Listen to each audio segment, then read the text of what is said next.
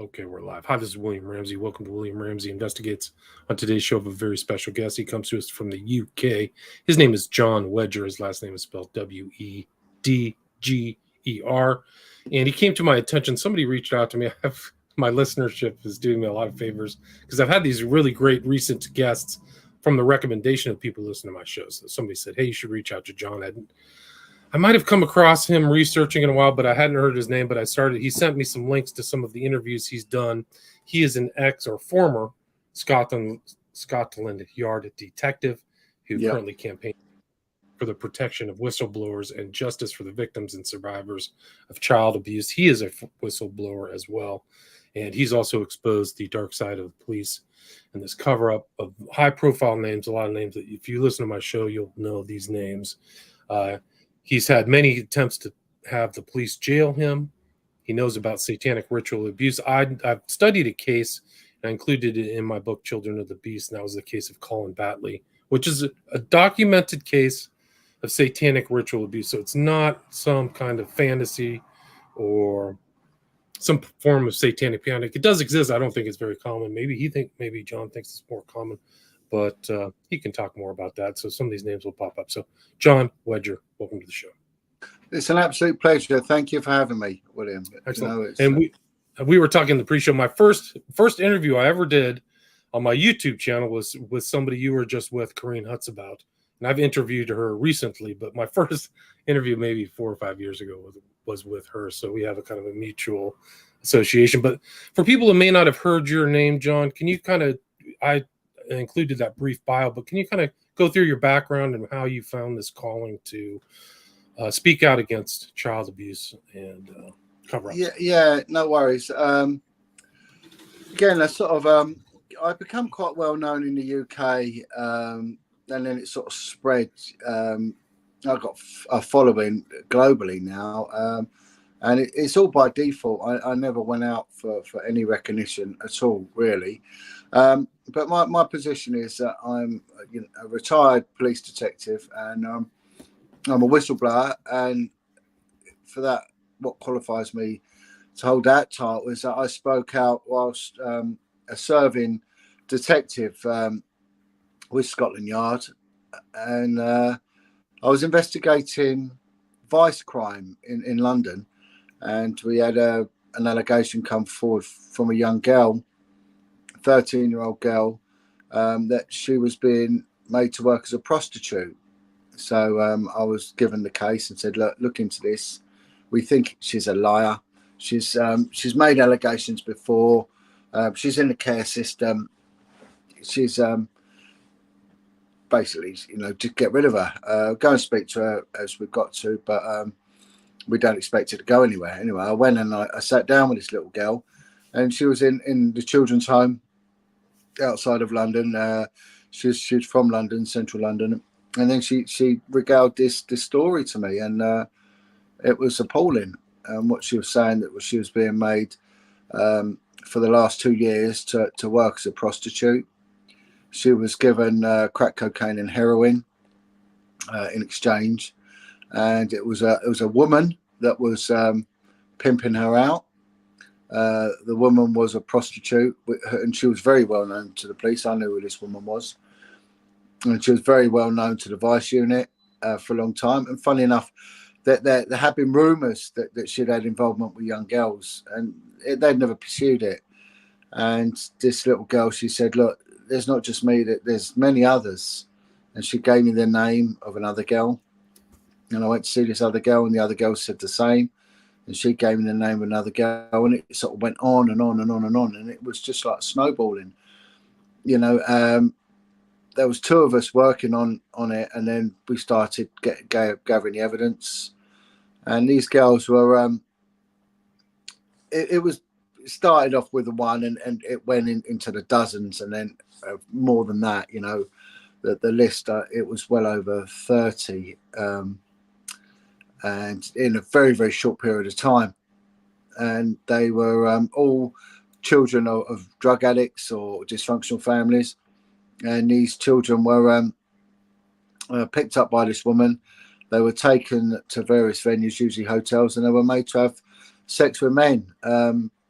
But they were traded at different locations. So, for example, in the morning they could be taken to a crack house, one of the many sort of crack houses in the ghetto parts of London, and they'd be exchanged, passed around amongst the drug dealing and drug addict community, and exchanged for rocks of crack cocaine and wraps of heroin. And then in the evening they'd be taken to upmarket Mayfair, which is a very opulent part of London, upmarket restaurants, and trading amongst wealthy Arabs for amounts that went into the thousands. But what made it even more sinister was the client list. These girls were telling us of people that were involved with the police, high up in the police, judges, people involved in the entertainment industry. So when we put the evidence together and we pushed forward with it, because we wasn't given enough resources, we were hoping that once I put an intelligence package and took it to the management, they'd take this on as a major investigation. Because these children, their lives were at risk. They were being used in gun crime. One of the little girls, for example, she was taken to a place where a drug gang had kidnapped someone, and she was made to take part in the execution of this man. She put an iron over his body and his face, and was used to torture him. She was only a young kid herself.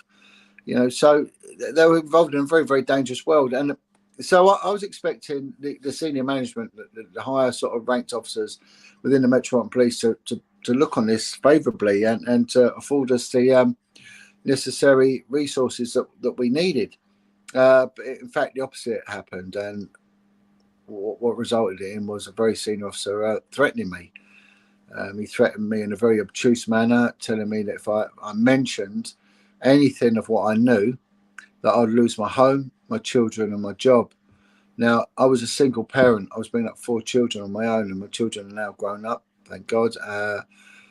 So he was threatening to get my children taken off me, get my house taken off me, and I'll lose my job if I ever mentioned what I knew about this disclosure. And then he said something very strange. He said, look, if you mention anything, you'll be thrown to the wolves. He said, I or no one can help you.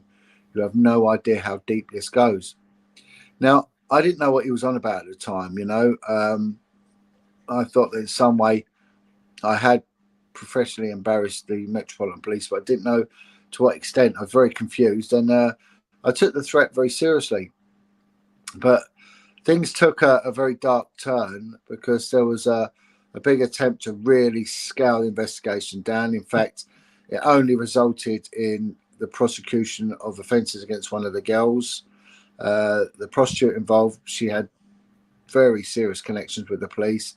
She did go to prison, but again, out of the dozens of children involved, only her testimony was used. And shortly after giving evidence, she was found dead in suspicious circumstances. Her corpse was dumped on the street with a suspicious overdose.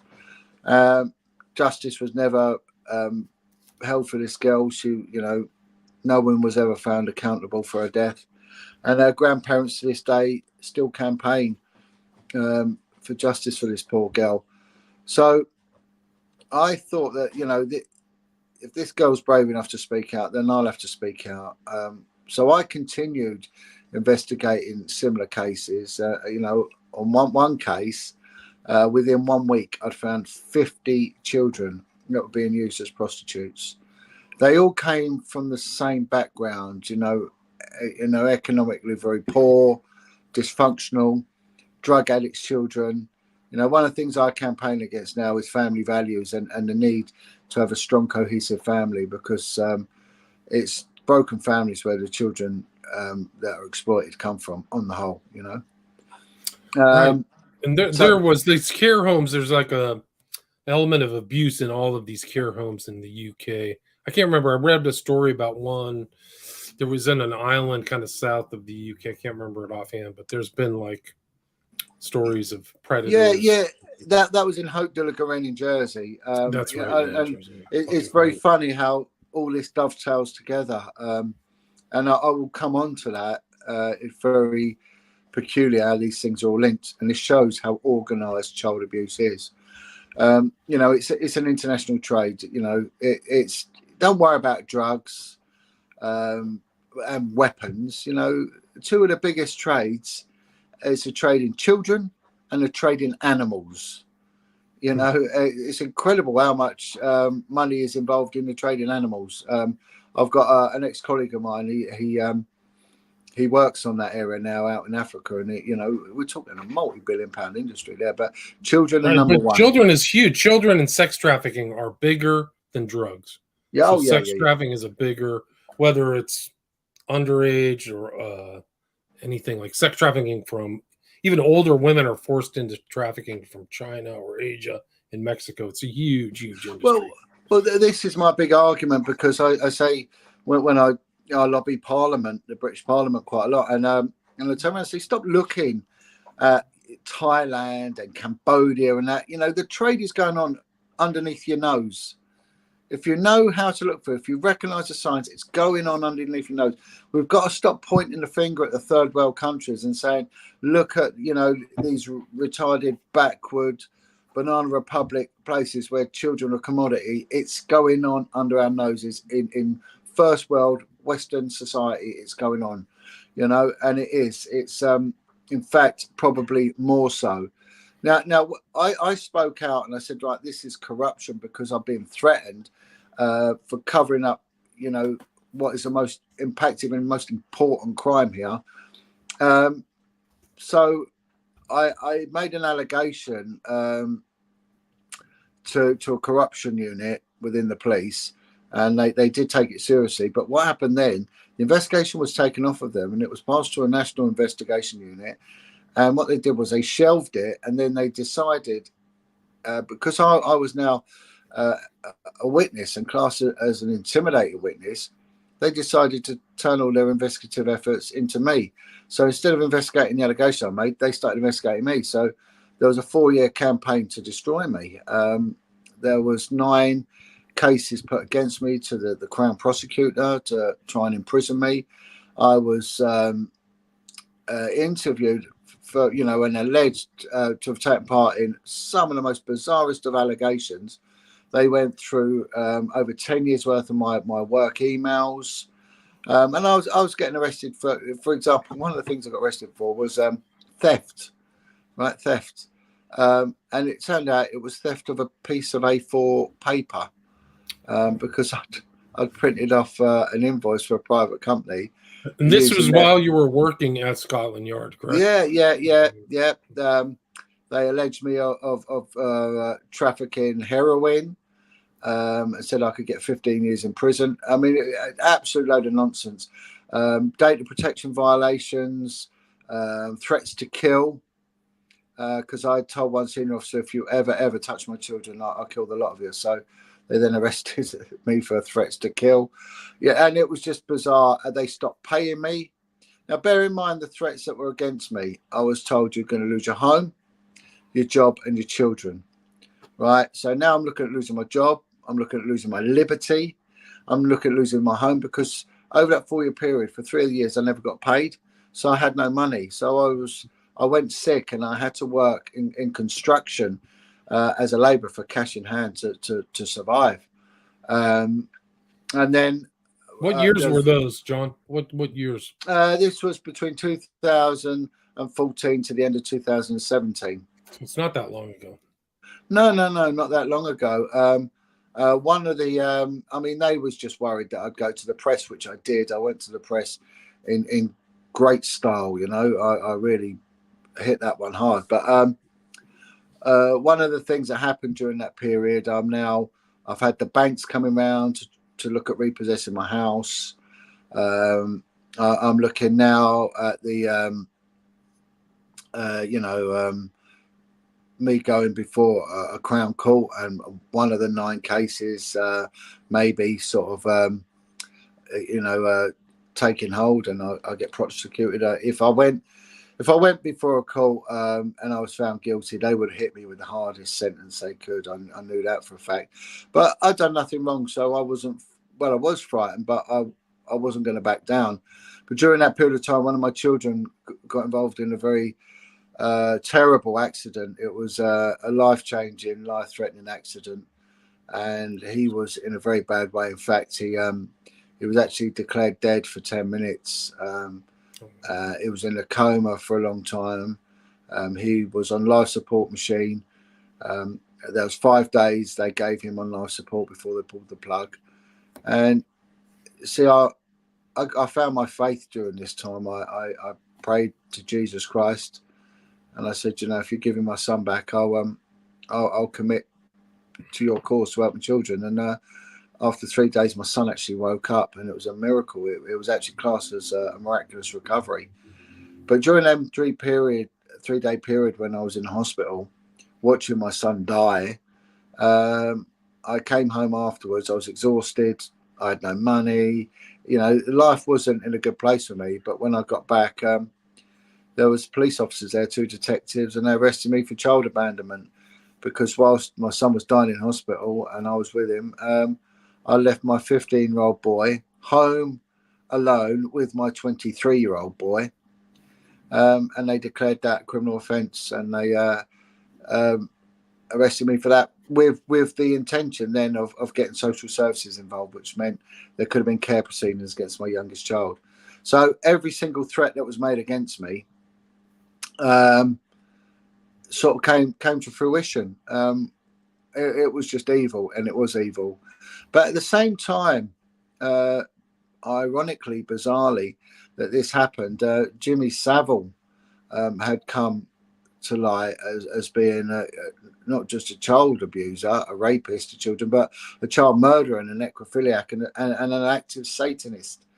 And there was people came forward as a backlash of that. I always say the irony of Jimmy Savile was he ended up doing God's work, because as a result of what he did, a lot of people came forward, and the whole system got exposed. So what was once incredulous now had, you know, a bit of substance behind it. So, and a lot of other people were exposed alongside Savile too, because his associates, I can't remember some of these guys' names, but there were guys on TV who were famous there, and a lot of stories came out, and people started giving their testimony and telling their story. And and it led up to just this year they had that documentary on Netflix, which is another expose.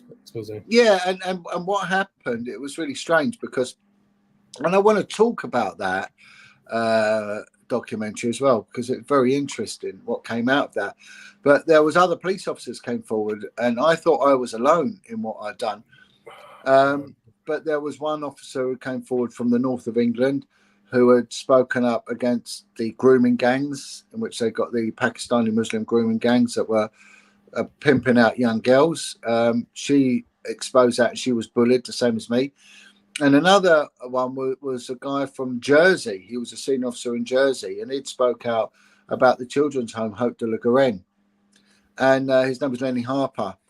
And so what happened was I think I saw that there was a documentary he did, like Sand and Sea or something like that. Sun and Sea. Does that sound right? Does that sound familiar to you? Well, there was a documentary called Sun, Sea and Satan by an independent filmmaker called Bill Maloney. And I'd actually reached out to Bill Maloney, and I went to see Bill. Now, Bill was brought up in the care system.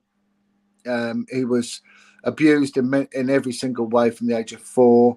A lot of that was by religious care homes, the clergy, you know, Catholic care homes. He was sexually abused within them places, as were his siblings. And he grew up a very, very tough guy, a guy from the street, a good street fighter, and he went on to become a filmmaker.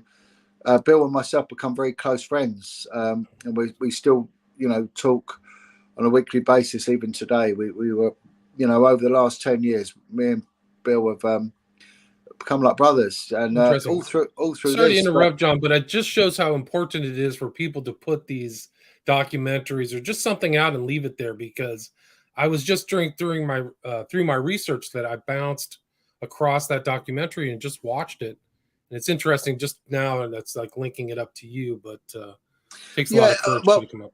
Well, what came out of all of this was how we were all threatened, all us police officers were all threatened in the same way, exactly the same way.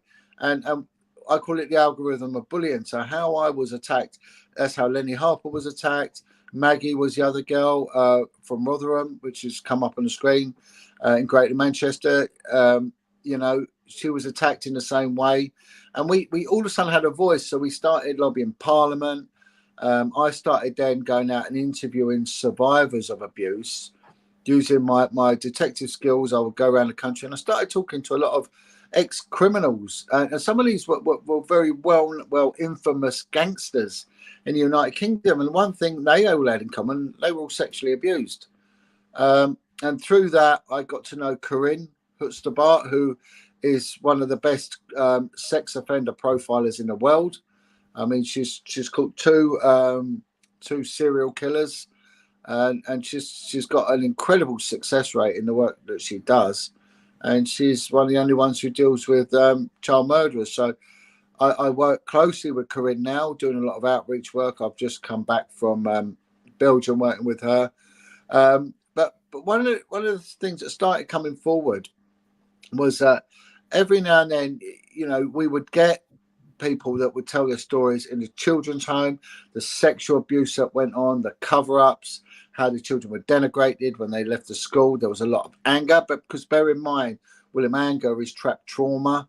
From there, they would get involved in crime, and they get involved in the criminal justice system, into juvenile detention and then adult detention. And it's the same cycle. It doesn't work. Our penal system, it fails miserably because they don't address the problem. It's got an 80% miserable failure rate, you know, and then there's a lot of drug addiction, because we got to look at addiction to things like analgesics, like heroin. I mean, heroin, you know, is a painkiller. And why do they take pain? Because they're in pain. These people are in a lot of pain, a lot of emotional pain, you know. And then 1 in 10 of the people I talk about would say, well, I was abused in a different way. And there was something different about these people.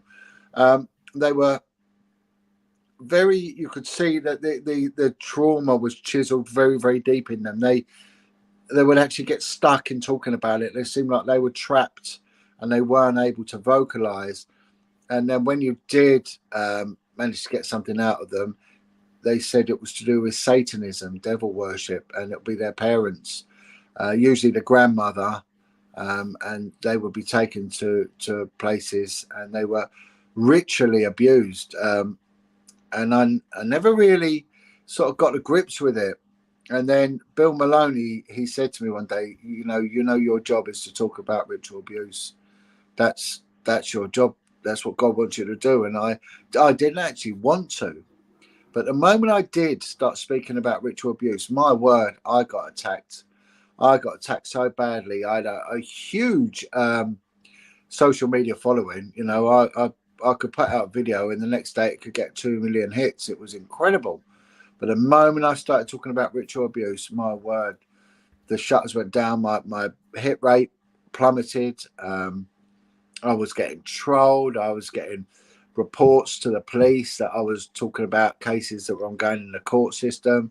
So I'll be getting threats from high up in the judiciary that I'll be prosecuted if I carried on talking about it. The videos were done against me, and there was very pro-satanic groups attacking me. And then I was given a document, and it's called the Reigns List. And I implore anyone who's got an inquisitorial mind to look up this document. It's Reigns. It's an acronym, RAINS. It stands for Ritual Abuse. I think it's some Ritual Abuse Investigation Network Support, something like that.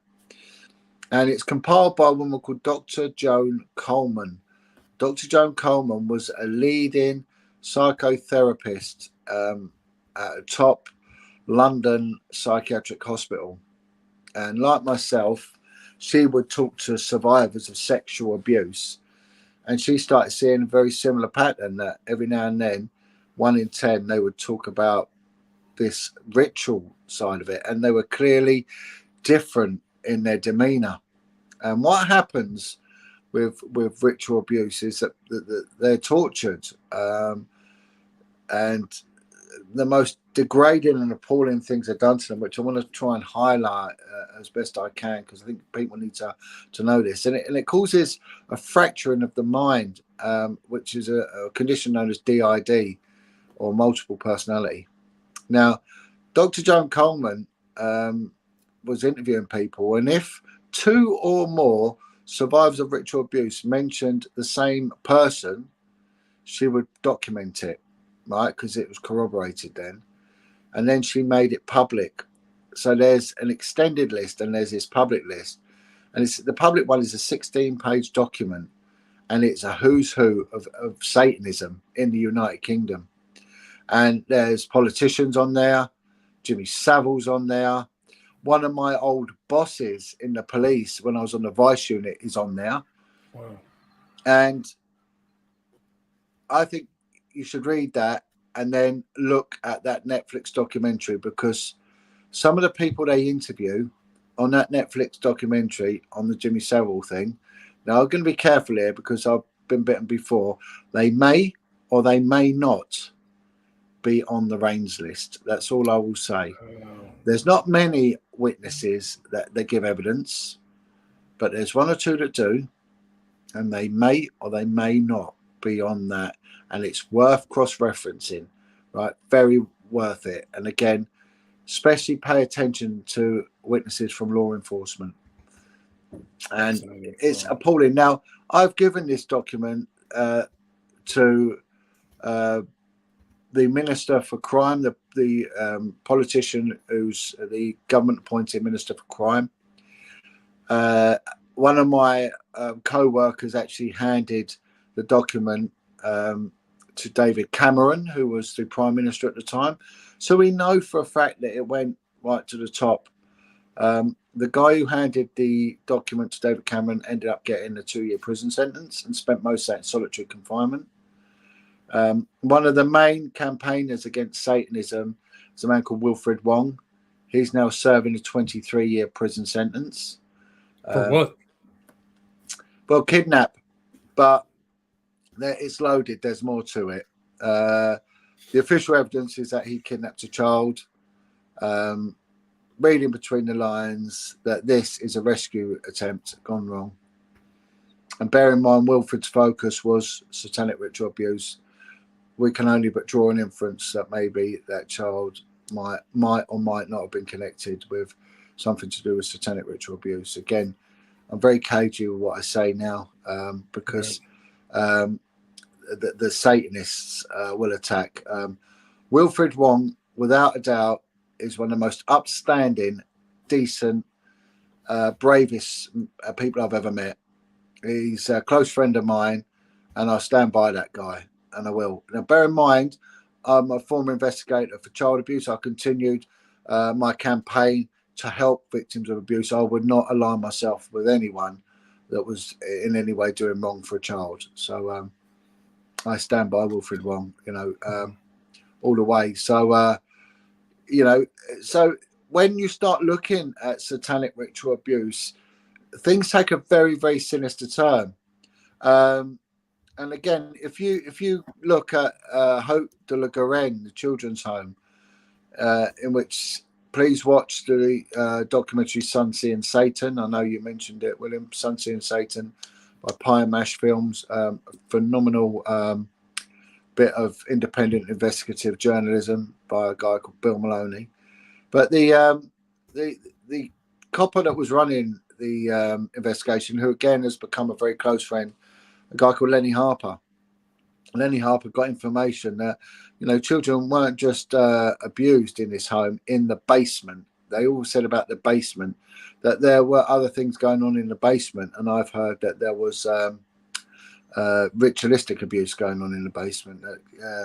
The children were tied up, they were shackled, they were abused and died down there, So the basement area was filled in with slurry, with sewage and all sorts. It was filled to the brim. And this guy, Lenny Harper, he got it excavated. And he took with him one of the best cadaver dogs there was. Well, in fact, reputedly to be the best, until this guy's reputation was absolutely sullied by the McCann family. The two parents whose daughter went missing. Funny enough, the dog was the key link to their dead daughter, and they tried to ruin the dog. And Marilyn McCann, yeah, and the two parents attacked the dog handler, and this dog handler was actually used in the Hope de la Garenne, and it was brilliant. The FBI took this dog on in the end, so it showed, you know, the credentials of this dog. And again, the McCann's very questionable as to their narrative, but when they excavated the slurry and the sludge in this basement, they did it to an archaeological standard with archaeologists and with anthropologists, and they found bone, and that bone was not only identified by two cadaver dogs, it was then, you know, rectified by the anthropologist as being that of a child between, you know, infant school years, and there was a trace of collagen on the bone as well, which verified it being human. Now, the bone went off to laboratory. They also, as they took it right the way down to floor level, they found blood staining on the walls. They found a bath that was used. They found shackles, everything to corroborate the victim, you know, those that survived, their narrative of ritualistic abuse and torture and murder. And the bone went off, and when the result come back, they said it was coconut shell. You know, and the bags had been tampered with, and it was all sorts of skullduggery that went on. And then, of course, Lenny Harper was attacked, the same as myself, the same as Maggie. And Lenny said something to me. He said, "You'll find the tentacles of this go right to the heart of the establishment." Wow. When I had my campaign, you know, and bear in mind that the prosecutor for the police, that they refused to proceed with any case against me.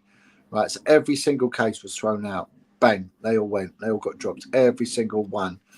I had the backing of the Policing and Crime Minister, which is a cabinet minister for the British government, very high up, you know, front bencher on British, you know, the British political scene. He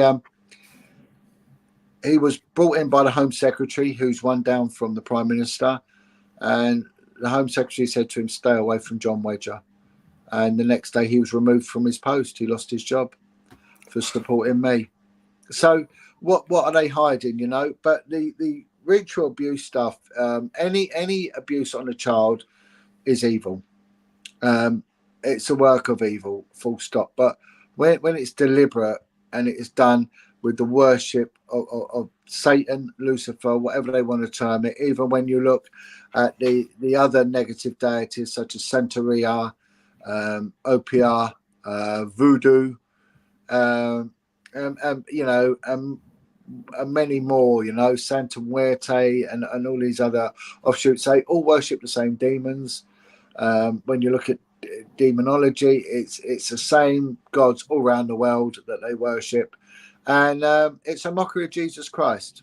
So every single victim and survivor of ritualistic abuse I've spoken to, they all say it's an attack against Jesus. I've never heard one say it's an attack against Allah. I've never heard one say it's against Muhammad. It's against Vishnu. It's against Ganesh. It's against Hanuman. It's against Buddha. Never. Ascended masters, whatever. Jesus Christ, Jesus Christ. That is what they don't like. And the blood of Jesus Christ was sent to save us. So therefore, it's a blood ritual. And so they use blood. So everything is done with blood oaths, blood rituals. And the blood of a child is the cream of what they want. And I've heard some shocking testimonies over the years, you know, real appalling things, you know, and they will use the children, the survivors, they will use them to murder the other children. And of course, that causes a conspiracy of silence, and that causes such an entrenched trauma that they struggle to talk. You know? It's interesting you use that term conspiracy of silence, because that was Tim Tate's documentary about the child trafficking ring out of Omaha, Nebraska. And he wrote a book about SRA. I've interviewed him like four times, but he wrote that book, Children for the Devil, Ritual Abuse and Satanic Crime, and they went after him. I think they pulled the book. He got sued. I wrote a book about the West Memphis Three. I should just do a 3-hour story of how many attacks I've endured for 10 years. Like, I don't really talk about it, but I never got sued. So they're incredible. They're incredible. I get threatened with being sued. I got threatened to be sued the other day because I didn't even mention a politician. I alluded to a politician, and then some weirdo who decided that that was enough tried to pursue it and said that he's gonna take out a case against me and sue me. You know, all the time I get a transgender who attacks me. So it's bizarre looking, cross-dressing, a drag queen type thing. Whatever I do, reports me to the police. If I say anything that they deem as homophobic, anti-Semitic, Islamophobic, whatever, They'll come to your house in the UK too, right? If you say something hateful or racist. Oh yeah, I keep seeing videos of cops showing up at people's house saying you posted something mean online. It's and what they do is they end up prosecuting the victims. So the victims will come forward and say that they were raped by a politician. The next thing they get sued. That's what happened in Conspiracy of Silence. They went after the victims of the trafficking. It's disgusting. It's wrong what happens in the UK, and it goes to show that there's a reason why. I mean, I spoke to someone the other day, and they're a contractor, and they were called in. I can't say what because it give it away, but they got called in to a building because access had been denied, and the security services were there. And they needed to get through to another part of the building. And what had happened is there was a satanic ritual going on, and a group of the Satanists had left this building in central London while someone else was in a room, nailed to a cross upside down, dressed as Jesus. And for some reason, access got shut off and they couldn't get back into the room. So they had to call a favour in, and the intelligence services come down, and the building contractor had to come and force entry into this room and remove some bricks and all sorts. And he was made to sign a non-disclosure agreement, and he said it was someone quite well known that was tied to a cross, dressed as Jesus. I mean, these are the people that are running our country. You know, when we they're running our country too. It's not just yours; it's mine too. These guys all have weird occult ties, and all of our most recent political leaders, whether they were in a tomb or have sketchy occult things, or in gay bars, or bathhouses, or just all kinds. From both sides of the aisle in our country. Yeah.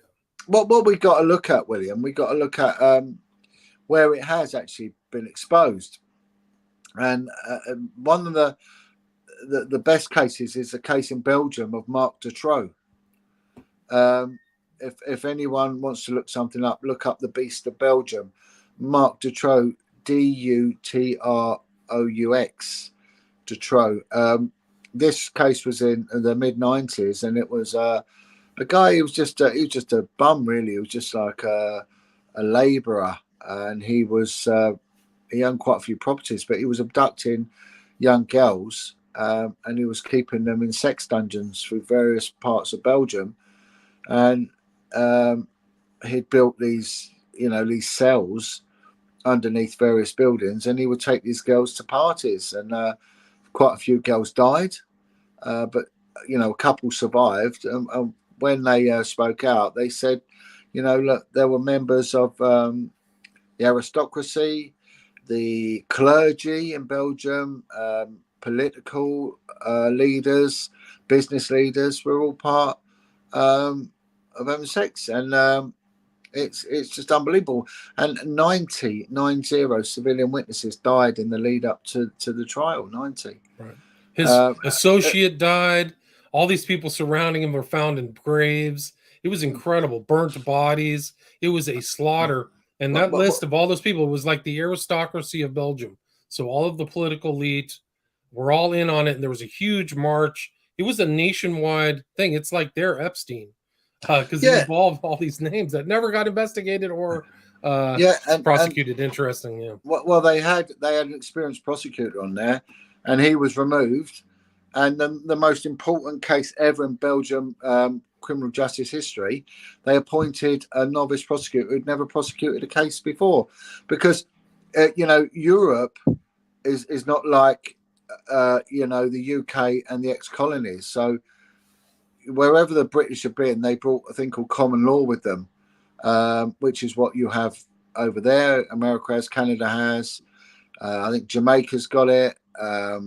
Lots of parts of Africa, Australia, and India, they've got common law, and it's actually a very, very good system, and with trial by jury, and we prosecutors have to prove beyond all reasonable doubt that you did it, whereas everywhere else got Napoleonic law, where it's the other way round. You have to prove your innocence, and then it's governed and it's managed by a local magistrate, a local judge who coordinates everything.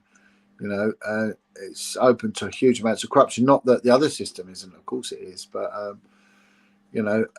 so I started really sort of deviating from not straightforward, it's all bad, but normal sort of straightforward allegations of historical institutional sexual abuse into the dark world of satanic ritual abuse, and it was my life changed. Let's put it that way. My life changed. I've had dead animals left outside my house, chickens' talons, markings on my wall like sigils. One guy tried to poison me. He was involved in Santeria, and he was trying to give me food that had been poisoned, which is something which goes on. I had someone ring up and say that a baby was sacrificed in my name to try and stop me doing what I'm doing.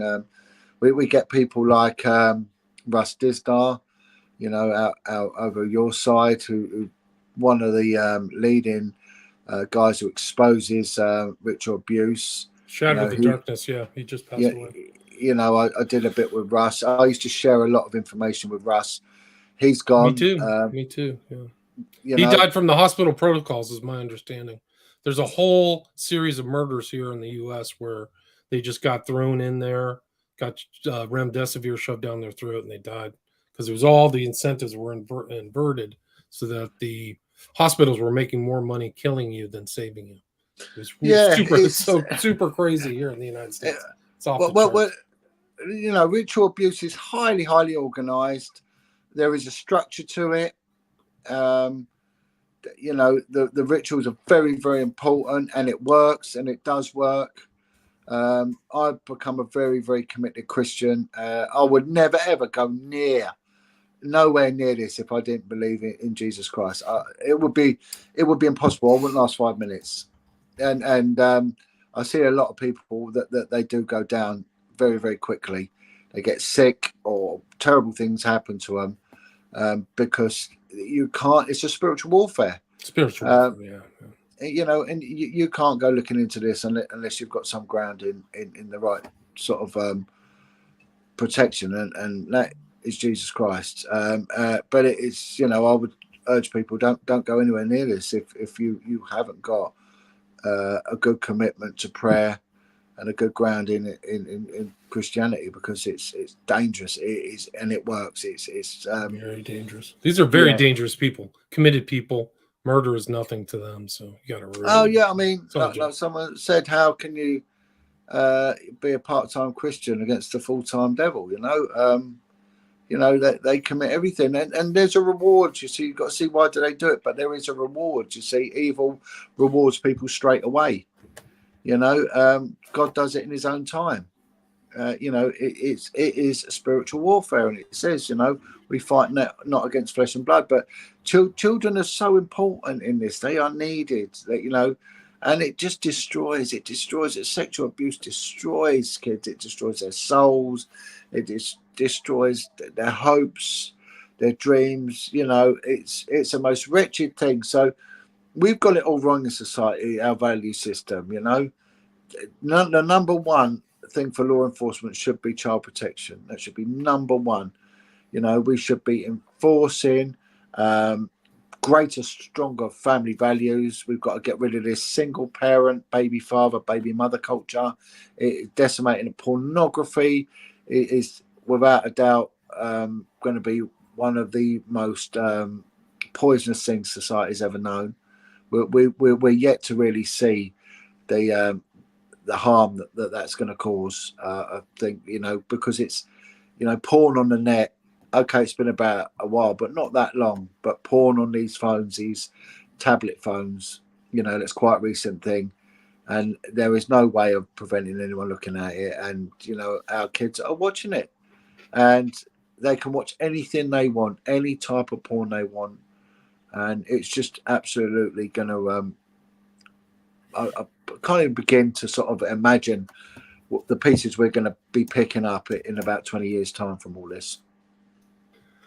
You're right. We're going to reap something very, very scary. And I've seen like 12-year-old kids. They've just totally been sexualized. It's the most bizarre thing. I never would have expected anything like that when I was 12 because of what they've been exposed to.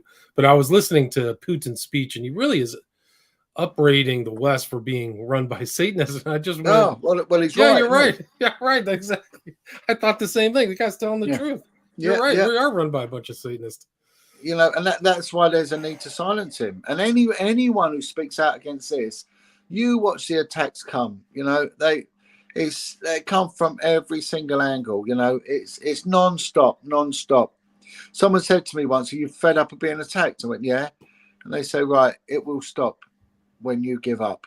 Right. And I'm not giving up with this. You know, I'm not giving up. This is a calling, and I'm going to keep doing it. But, you know, it's very interesting, William, that you say about Putin, because now he's going on about Satanism, right? Years ago, no one would talk about it. Never. And now it's coming out. I've never heard that in a political speech ever. I don't know, in any country, maybe. I have to go back and really look through. And the other thing is, you look at Epstein's Island, you know, there was a labyrinth, you know, and then there was ancient Egyptian occultic edifice, you know, edifice or whatever it is, you know, the plural for edifice. Statuary, yeah. Yeah, you know, that is ritualistic. You know, the labyrinth is very important, you know, and you know, the ancient Egyptian magic is also very important. You know, you see that a lot. It's very, very common. I thought they had a statue of Horus. I could have swore it was Horus, and there was Neptune, the undersea god. That's also a very important one too. Like well, you know, because Neptune is nothing more than Leviathan. You know, it's really strange because I met with a survivor of ritual abuse. Now, these survivors have all killed children. So every single one I've spoken to, they've told me they've killed children. Every single one. But they're children when they do it. But this guy said, you know, that they use trigger words to silence you. I said, okay, you know, because I want to know why the people are kept in slavery. And, you know, every 13 years, see, Satanism, it's very important. Dates are very, very important to them, right? Now, Jesus Christ clearly said, no one will know the time and the coming. You know, even the angels in heaven don't know. So no one, people say about this, the coming of Jesus Christ, when it'll be, and they know. No, they won't. No one knows. They're a liar. But that's how you know the difference between good and bad, because good doesn't know the timing, right? Evil does. Evil has everything tied down to the minute, right? And 13 is a big thing. So every 13 years, when involved in Satanists, they have to take part in another ritual. They're called the I wills, and it's taken really from the book of Isaiah. I will be like the Most High. I will ascend to heaven. So everything is a twist on Christianity, and they'll stick to it. So at 13, 26, 39, boom, boom, as they go, they have to attend these rituals. If they don't, then the next year they're gone, they're finished. So we see this a lot with these celebrities that die at the age of 27. See people like Jim Morrison, Amy Winehouse, They call it the 27 Club. Well, that's because they're coming out of Satanism. They don't want anything to do with it anymore. And then that's it. The next year they self implode because they're coming out of the curse. You see, and there is a way. They've got to go to Jesus Christ, and there will be protection in there. But you can't just walk out of it, because it will come with such a terrible, terrible risk. But this guy said, I said, give me an example of the words that are used to control you, to trigger you. And so he said a phrase, and it consists of 2 words. Now, the first word was the river that goes through Hades. Now, when you look at it, it's not the river Styx, it's called something else. But when you cross this river, you forget your previous lives. So the reason they say that word to him is so he has amnesia. And then the next word was the Norse god Odin, his Odin's son that was blind, and said that. So even you've got the ancient Greek mythology is used in it, and then you've got the Norse mythology is used because Odin's son was blind, so that means he can't see it. So these things, this mind control is very strong element to ritualistic abuse. It's always a handmaiden to occultism. All occultists have blatant mind control or mental manipulation or something always is involved in that. So you're always lying to people, controlling people, getting in their minds. I've never seen it without it. I've never read Satanism. Unfortunately, I have read a lot.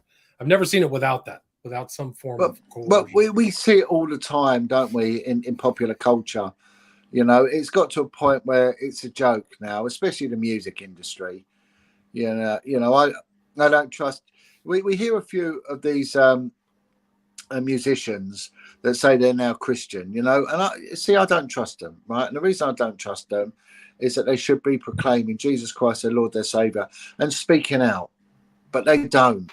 They're not speaking out, and they're not naming people. So therefore, by their fruit shall you know them. Stand up and speak out.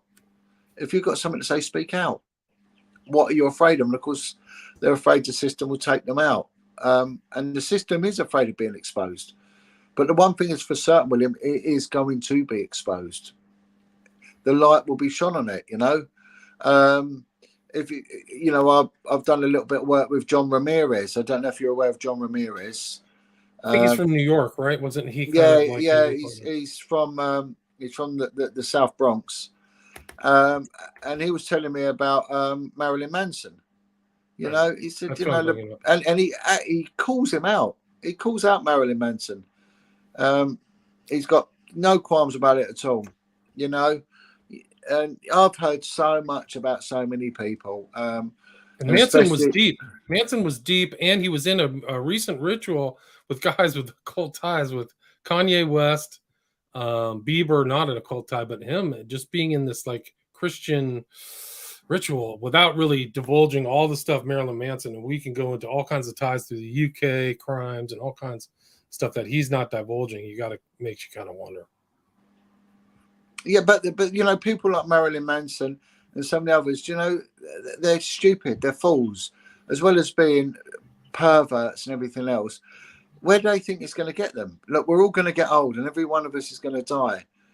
I don't know what they think is going to happen to them, but whoever they worship is a liar. The devil is a liar, and they're heading for an eternity of pain. See, a lot of people tell me, they say, look, I don't believe in what you say, and I don't care. I'm not out here to make any friends. I'm not out here to influence people. I don't care. I don't care what people think. It's entirely up to you. We're all going to find out one day. Every one of us is going to be our last day on this earth, and we're going to be our last hour on this earth. We're going to be our last second on this earth, and we're going to take our last breath. And we're going to soon find out, if there is a God, if there is evil or whatever. We're all going to find out. I want to know that I've done everything I can to protect children and to expose Satanism. Everything I can to do it. And I think I will do a good job of it, because who's backing me is stronger than who's backing them, And who they follow is a liar. And they can give them all they want, all the wealth and the fame they want. But where's it going to get them? You know, going to give them a one-way ticket to hell. You know, and good luck with that one. You know, but this system needs exposing, and it does. Our judicial system needs exposing. You know, our corrupt family courts need exposing. You know, the prison system, all of this is part and parcel of failing our children, our education system. You know, we are suffering like you are in America with these drag queens doing story hour. You know, what pervert of a parent would allow their children to sit in on that? Where is the benefit of that? You know, a drag queen, someone who clearly is a victim and a survivor of sexual abuse. You know, that's a damaged individual who hasn't got any trauma or treatment for the pain they're suffering. They're over sexualized and they're imparting this on young children. Surely they know the pain of childhood sexual abuse, because clearly when you look at these people, they've come from it. And I would say near enough everyone has come from it. You know, they know what sexual abuse does and how it destroys you. So why are they doing this? Why are they promoting it to these poor little, you know, pups? You know, it's very, very distorted, twisted logic. You know what's happening here, and they put into the U.S. school system all these very provocative. I mean, some of them are porn books that are like being distributed, and there's a huge battle here that the parents don't want this to be want this to happen, and then like the FBI here was being sent out by the DOJ, like the literal head of law enforcement in the United States, to harass these parents. It's unbelievable to harass the parents who don't want their kids sexualized. So. Yeah, I mean, this is what we're seeing, and you know, it says it in the Bible at the end times: what is good will be seen as bad, and what is bad will be seen as good. You know, and this is what's happening. You know, and it's such a shame that we are losing. You know, these overt mouthpieces. You know, and I say that in a respectful manner, like Russ Disdale. You know, who was standing up and speaking out, and was really doing a good job at getting the information out there. Bang, one by one, we're seeing them shut down. And, you know, we need to ramp this up and we need to all stick together. The problem you get with victims and survivors of sexual abuse. Now, I'm a supporter of them. I'm not one to attack them, but I want to give them some advice. Stop attacking each other. Unify and stop attacking each other. And a lot of these support groups, when they set up survivor groups, they all collapse. All of them. Everyone collapses. Because they haven't addressed their own trauma and they fight with each other, and they always collapse, you know. And a lot of the people that attack me are survivors themselves, and it's called projection, you know. That you go from hero to zero in a heartbeat when you don't do what they want you to do, you know. Yeah, this is one of the weirdest things I've ever seen, which is Marilyn Manson being covered up with Kanye West, who liked Alejandro Jodorowsky and had him at his wedding, with Justin Bieber at a so-called Christian, I think it's Hillsong, which is very questionable. Hillsong ritual. It's off the charts. Yeah. Someone said to me, you know, what do you think about Kanye West being a Christian? I said, well, he's a liar. If he's a Christian, then speak out about all the fetid abuse that you saw take place in the music industry. That he did out. too. He's allegedly a heavy abuser and knew LaVey. Like, you would think that he would just tell all his stories, but I haven't heard one of them yet. But again, I mean, you've just shown a picture of Anton LaVey there. I mean, Anton LaVey on his deathbed allegedly screamed out. You know, screamed out for God. You know, well, it's too late, Anton. You know, you screwed up, mate. You know, too late. You know, you had every chance to redeem yourself and put this right, but you chose to worship evil. And same as Marilyn Manson. Why are they given airtime? You know, who's allowing them? You haven't got to look at those that do it, but look at those that allow them to do it, you know, and those that protect them. And then you'll start seeing who's really higher up, you know. But that Marilyn Manson, he's an idiot. The bloke is an absolute idiot, you know. He's a fool. He's stupid because he's worshipping the losing side, and what he's doing, he's hurting others, you know. And look, from what I know of ritual abuse, right, It's not a spectator sport. So anyone who says, "Oh, I went along and it wasn't for me," is a liar. It's like anyone who said that they went along to a Masonic meeting and then decided it wasn't for them. They're a liar. You can't turn up at a Masonic meeting and just watch. You've got to be part of them before you take part. It's the same as Satanism. If you're in a satanic gathering, you will drink blood, and that blood will come from a child. And that's that. You're not walking out of that room until you've drunk blood. And that's that. So they're liars when they say, "Oh no, it wasn't for me." No. That's what you did. So when they're worshipping this, what they tell you what they're doing, and they don't tell you what they're not doing. What they and there will be torture, the torture, the mutilation, and the raping of children. And because Jesus Christ came here to protect the children, right? So everything's got to be about that. This is the essence of life. And also there's money involved in this. So people will pay money for a ritual to take place and a blood sacrifice to promote them in whatever field. So I heard of a football player, a soccer player, as you call it over there, in the United Kingdom, Premier League one, and he paid for a ritual to take place. But it involved the mutilation of a young boy, a young African boy, and his body was mutilated, his arms, his legs, and all that, was left was his torso. So, and he did that because he wanted to be the top in his field. I heard of one guy who went on to become a world champion boxer, that he took part in a ritual, and he's now become a born-again Christian as a result, because he can't cope with what he's done. So, there's always a reason. Businesses will do it as well if they want a business to succeed, in the construction industry as well, especially in Africa, when there's a big project is put together, I've heard rumors when they've had a human sacrifice to protect this building through whatever goes on, so a child will be sacrificed to maintain the structural integrity of the building, and that it goes on to make money for them. Wow, I've heard there's tons of witchcraft. There was a whole investigator in South Africa investigating kind of occult crimes too. I tried to reach out to him. I forgot his name, but there's all kinds of witch doctors. Well, I mean, you've got a guy over he was in New York. I think he's now in Florida. A guy called Ralph Sarchi. He's a former New York police detective. He worked with a guy called Malachi Martin, who was a chief exorcist. They made a film called Deliver Us from Evil. Deliver Us from Evil. Yeah, I spoke to Ralph quite a lot. And it's incredible that I was so surprised that the NYPD actually took this forward.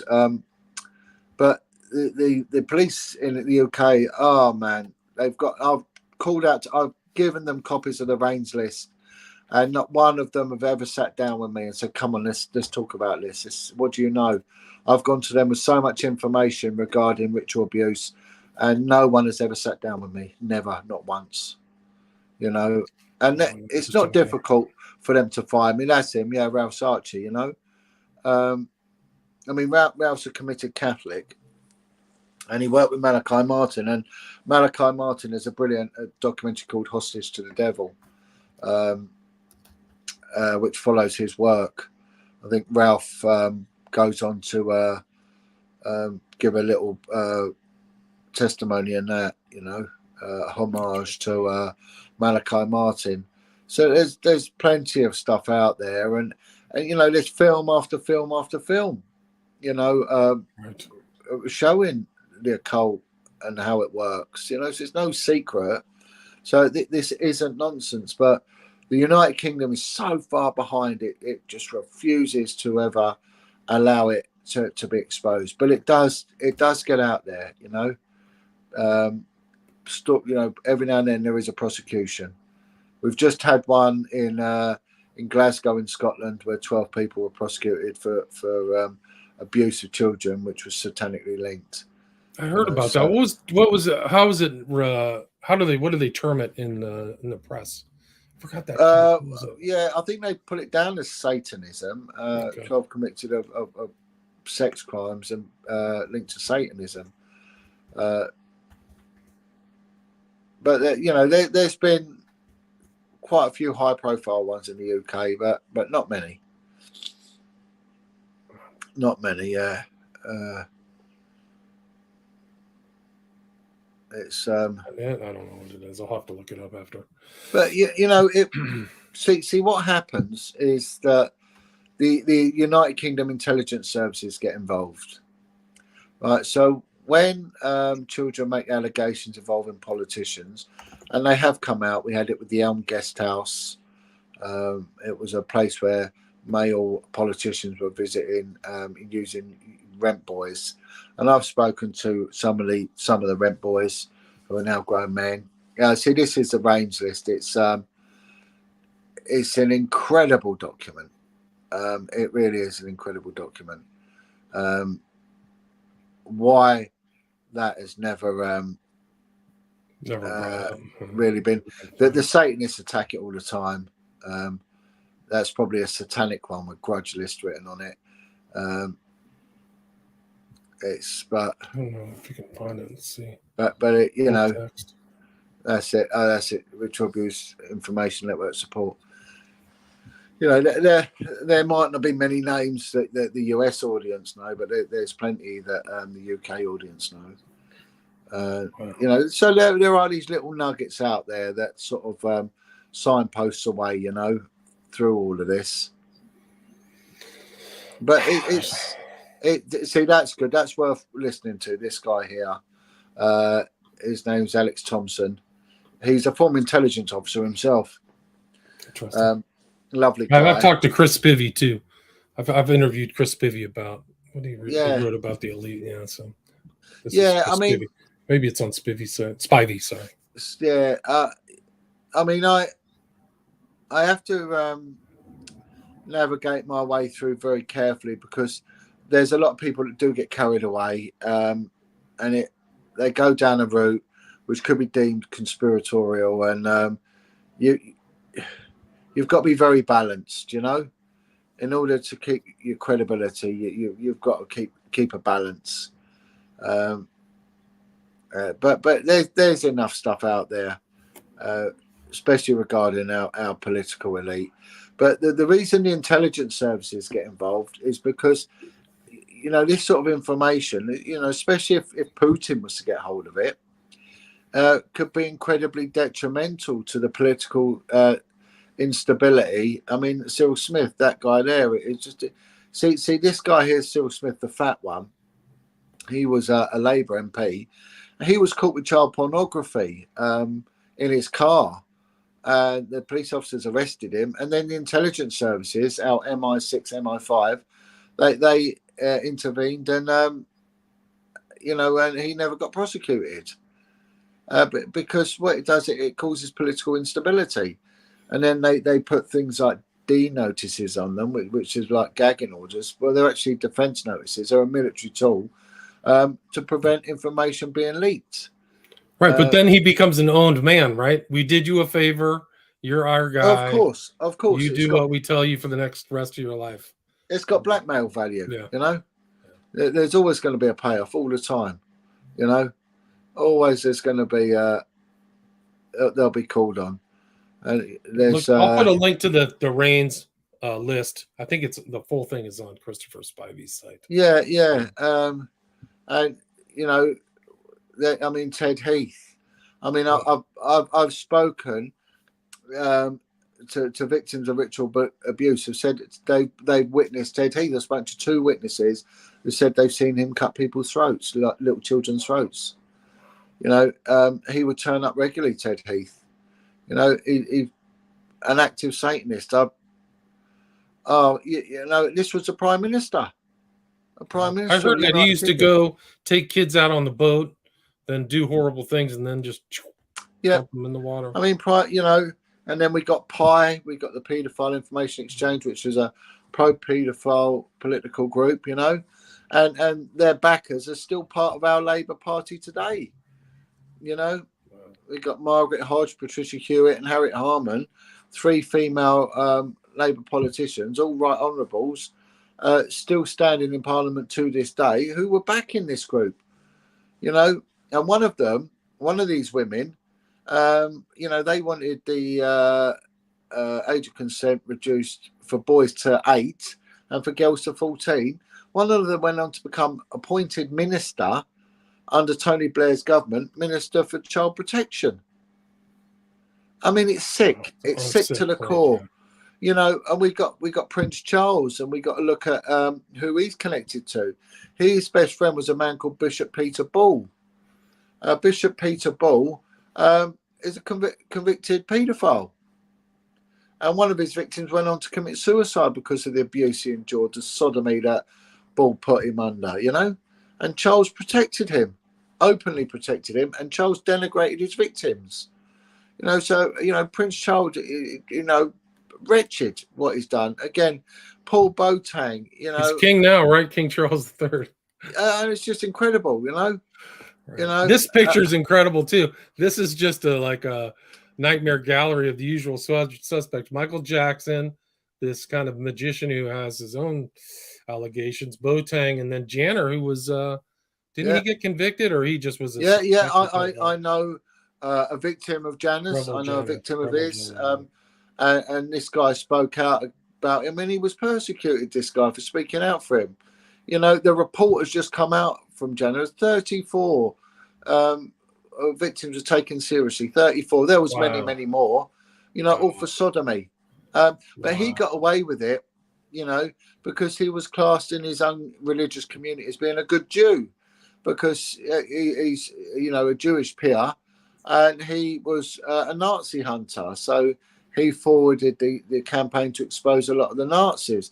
So they always saw him as, this man who did a lot for that. But, they didn't realise, or maybe some of them did, that, what they were doing was promoting a child rapist.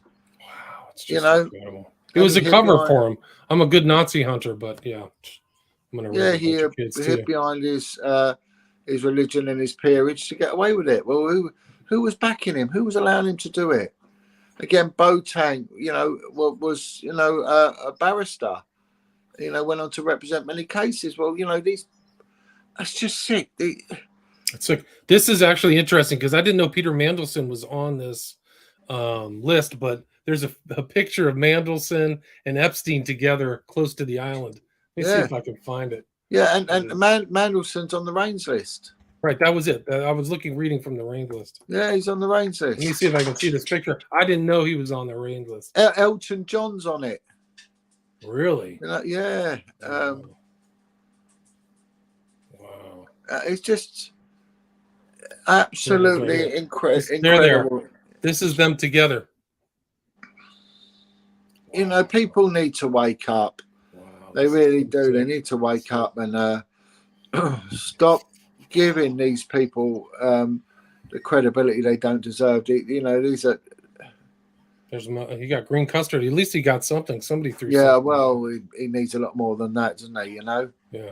I mean, wow. How do you recall offhand, John, how many pages the Reigns list is? Because I think. Well, I thought it was 16 pages. Okay, so I think a lot of it's in here. Yeah. And the venues. I've spoken to victims who corroborate the venues as well. I've spoken to quite a few people that sort of. I mean, he's another one, Tony Blair. I mean, he's a war criminal. Yeah, unbelievable. It's just, it goes on, and I mean, I know a couple of guys, they made it their life's work to expose this, but they take it to the grave because the system just attacks them. One poor old guy. The police are always investigating him because he was a lobbyist, a local councillor, and he was a senior social worker for many years. And if it wasn't for him, a lot of the paedophiles in Parliament wouldn't have got exposed. And he's constantly being harassed by the police. And the intelligence services had a campaign, and he got 3 bullets put through his window once. Wow. But it's worn him out. It's been his life. But the press, two departments need a real kick in the arse, really. And it's the church. The church needs to be speaking out. The church needs a proactive wing, and they need to be speaking out against this. You know, they're the antithesis of Satanism. They should be screaming and shouting to expose this, but they don't want to know. And the other one is the media. Yeah, they're putting nothing out about it. Nothing. If your job requires you not to look at something, somebody famously said, I forgot who the guy was, you won't look at it. So all those people, they don't want to risk the gravy train they're on. The media. Well, it's the same with me with my career, William. You know, I thought I was really doing a good thing, you know, and I was attacked so violently, so viciously. I couldn't believe it, and I thought, well, what have I done? You know, I really thought that I was bringing home the biggest case I ever had, and it was just, get rid of that. You can't expose that. My word, what have you done? They didn't expect me to expose it, you see. And when I did, it was like there was a big problem. Now, this is being orchestrated up than the police, you know. And here's Elton John. You mentioned Katie Lang, Pam St. Clement. I don't know. A list of some of the financial contributors to group. Well, Pam St. Clement, she's a soap opera actress in a thing called EastEnders. It's very famous in the United Kingdom. Yeah, that was super famous. Yeah. Yeah, and she plays the barmaid Pat. She's a lesbian, and in real life, in the soap opera, no, but you know that's who she is. So we got to look at what is the secret of these people's success. Well, look, Ian McClellan. I mean, he's huge. Yeah, I didn't expect to see him on this too. Contributions from this group alone this year, number 80,000 pounds. That's a huge amount of money. Yeah. So they're putting money into this stuff. Wow. You know, I mean, it's gold. This is going back a long way. This is back to the 90s. It's not that old. I think it was updated in 2003. But it's like I say, you know, look at Mark Dutroux, right? And you see in living memory, you know, this, and then look at the range list. Very similar, from the same sort of year, same sort of era. And it's there in volumes. Why no one has picked up and made a documentary about, you know, and connecting both of them. Mark Dutroux was a Satanist, you know. I didn't know that. Do you know what his Satan? I know that his friend was definitely a Satanist. His name was, I remember his face. I can't remember. But they had rituals. There was all kinds of claims of ritual stuff going on. Yeah, and members high up in the clergy, the Catholic clergy involved. See, on that list, you've got the Cardinal for the United Kingdom on there. Oh, wow. He's named on there. The Cardinal. His name is on that. Crap. You know, it's places, so you have all the locations where the stuff happens. Yeah. It's all in the New Forest. I'll put a link here. I'll put a link so people can look through there. But yeah, people attack everything. Oh boy. I mean, there's a lot going on. John, we're at about 80 minutes. Do you have time to take a few questions? A lot of people. Yeah, of course. Yeah, please. Yeah, right. Yeah. Of course. This guy left. Jolly left. He said, "I don't know about Jolly. You mentioned Wilford Wrong. You explained your ties. Did you collaborate with politician Tom Watson?" Asks Babe. Tom Watson. I have met with Tom Watson. I've met in Parliament with Tom Watson. Tom Watson did speak out. He received information from another politician called Jeffrey Dickens, and that was a file went missing, and it had a list of all sorts of allegations and people to do with Satanism, and this one politician did speak out about it. He unfortunately died, and it was then passed on to Tom Watson. These politicians, their hands are tied, you know. But I have sat down with Tom Watson. I have sat down with him. Gotcha. He is aware, but it doesn't go anywhere. Then, you know, they can't take it any further. I mean, there was one politician, a cabinet minister, and he stood up in Parliament and said, had he not stood by Jon Wedger, he said he would be dead. And I was shocked to hear that. And he said, yeah, he said that if I hadn't have shown that I was colluding and standing by you, you'd have been gone, mate. You know, so the other question is Wedger worked with Bill Maloney, we mentioned, and Chris Fay on the interrogation of Andrew Ash. I don't know. I never worked with interrogation. There was no interrogation of Andrew Ashworth. Andrew Ash is he's a fool to himself. Bill Maloney is a very close friend. Chris Fay is a guy who's made it his life's work. But Andrew Ash, I've had nothing to do with him, and I wouldn't trust him. Interrogation is a formal term. That means you're in a police environment. There was no that.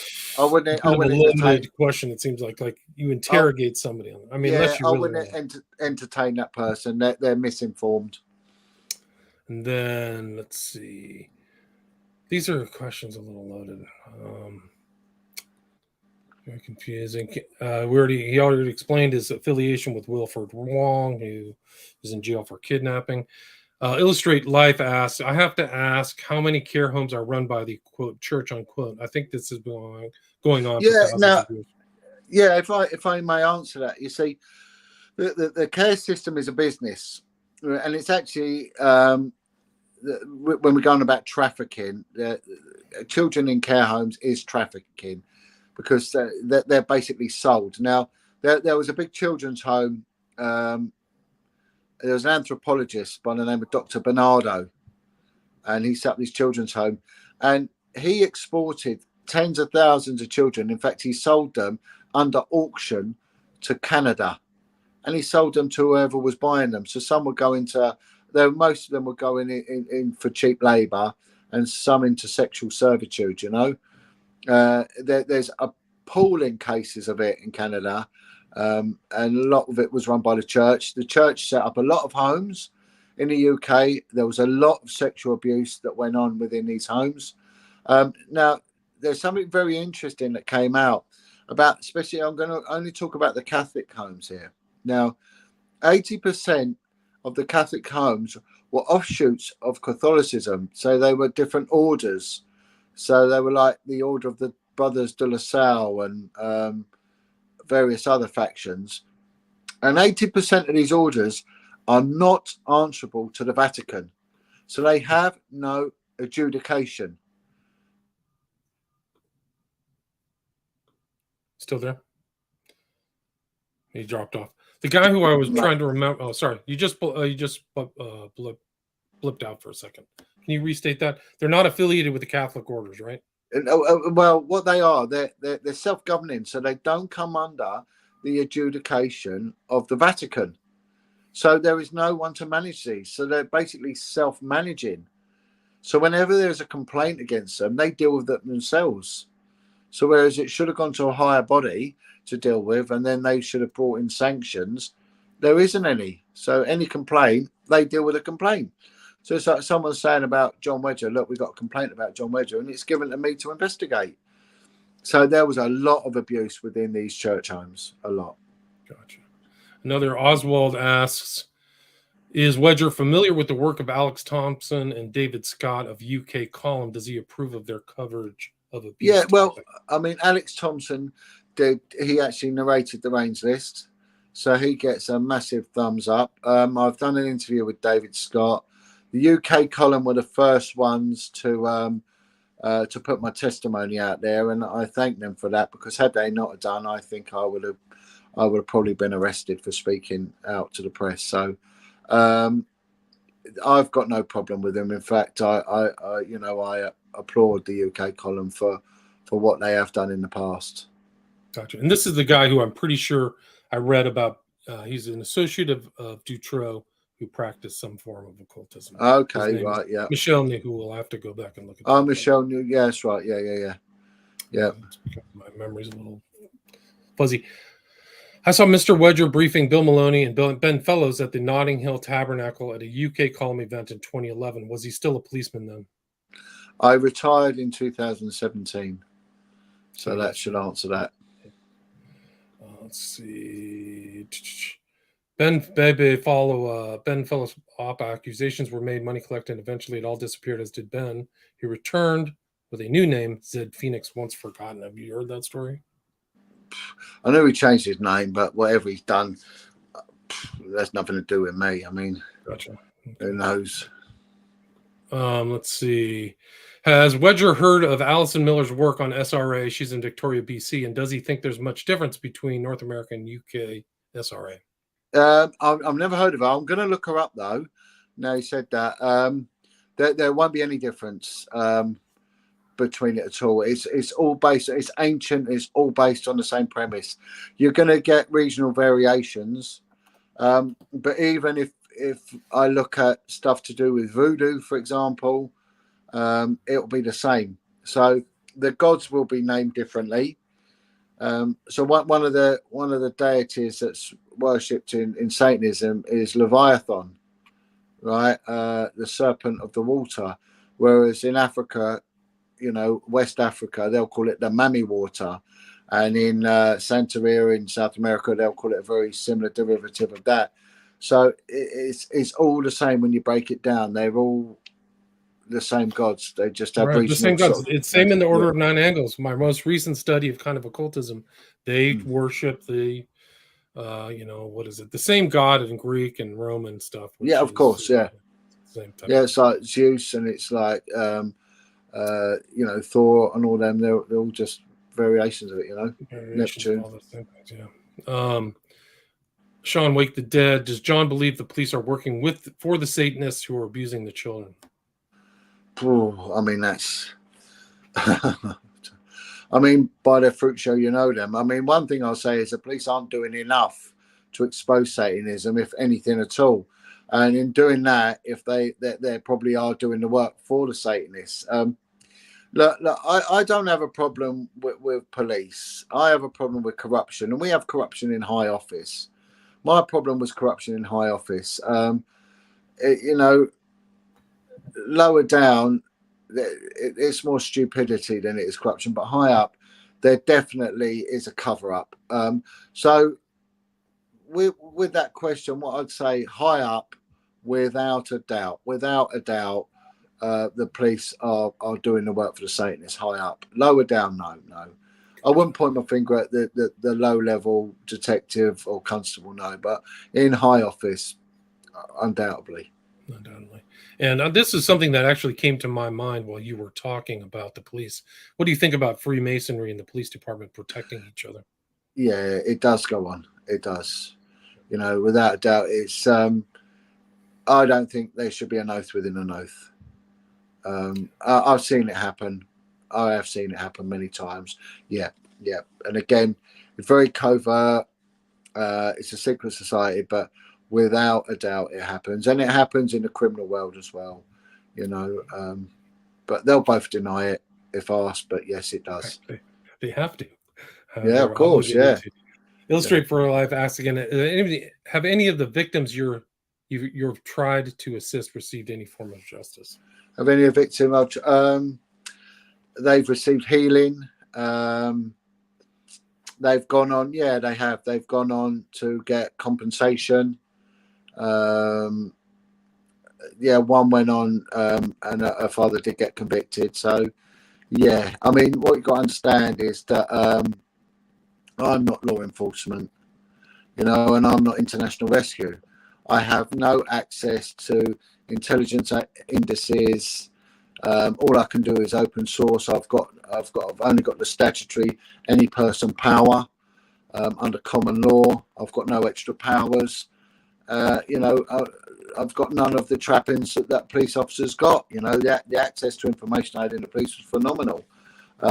Would that no? But in respect to people receiving freedom through recovery and through therapy, yeah, a lot. And I have got untold amounts of emails thanking people for what I've done and steering them in the right direction.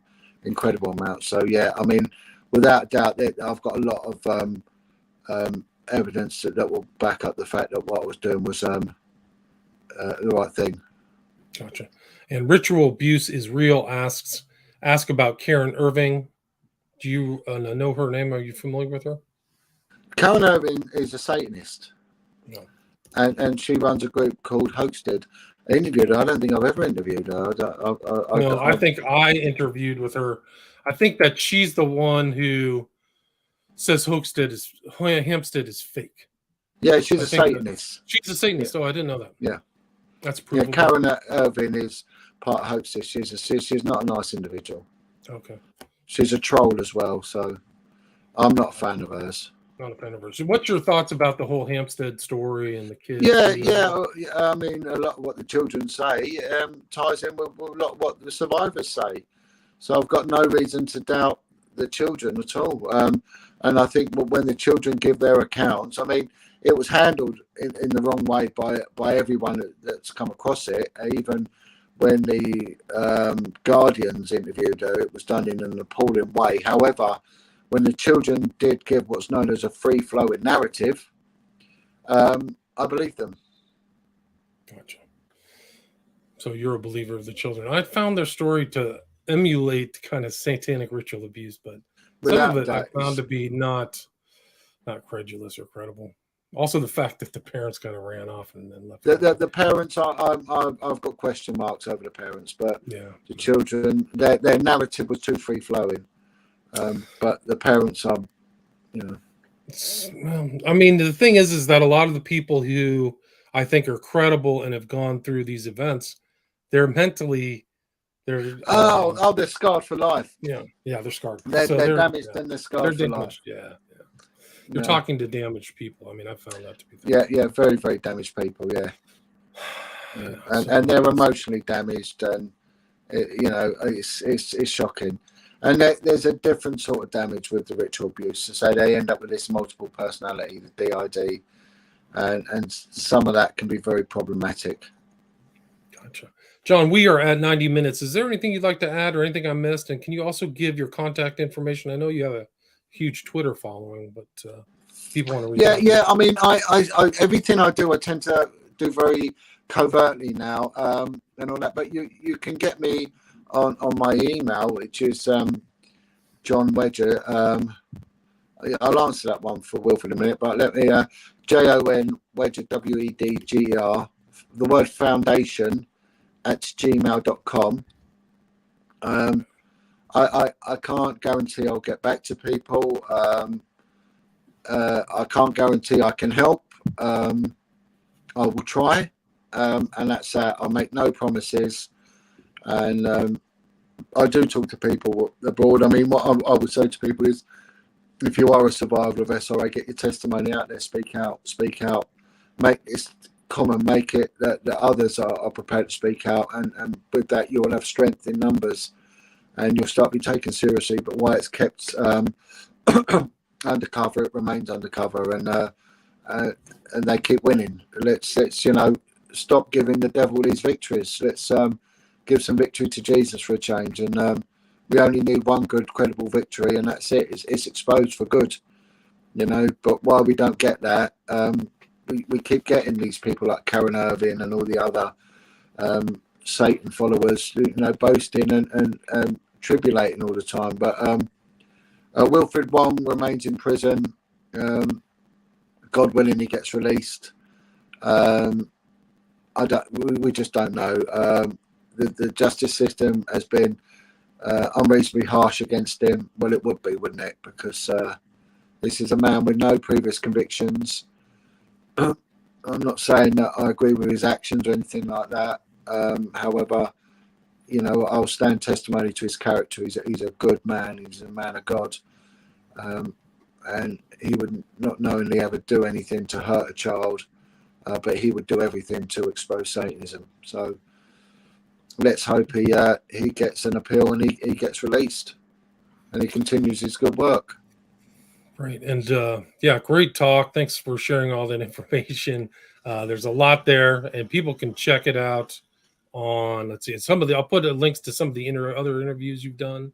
And then do you respond on Twitter, or do you care about that? No, I won't respond on Twitter. Gotcha. Maybe on Facebook. Okay, Facebook. But email I will. And what I would want people to do is I want a short paragraph, a bit of a commitment, because if they are out to troll or anything else, at least there is something that that I can keep. And if the authorities need to be informed of these people, then I'll happily do that. But I won't engage with stupidity anymore. But if I can help, I can help. And what I will say to people is, in order for the triumph of evil, it takes but for good people to do nothing. Let's stop doing nothing. Let's start speaking out. Find your voice. They're the ones that have done wrong. They're the perverts. To the victims, you've done nothing wrong. You were a victim. You were a child. You had no choice. They had a choice, and they chose to hurt. Be strong. Speak out, and let's expose these people. Expose them for what they are. Amen. And again, your email is Jon Wedger Foundation @gmail.com, correct? Yeah, Jon, Jon, yeah, without an H. And again, it's Jon Wedger. Thanks so much for your time. I really appreciate it. And I appreciate the time you've afforded me, William, and good luck with all your work. Thanks. And God bless. Thank you. God bless so you much. too. Thank you for your work. All right, stay there.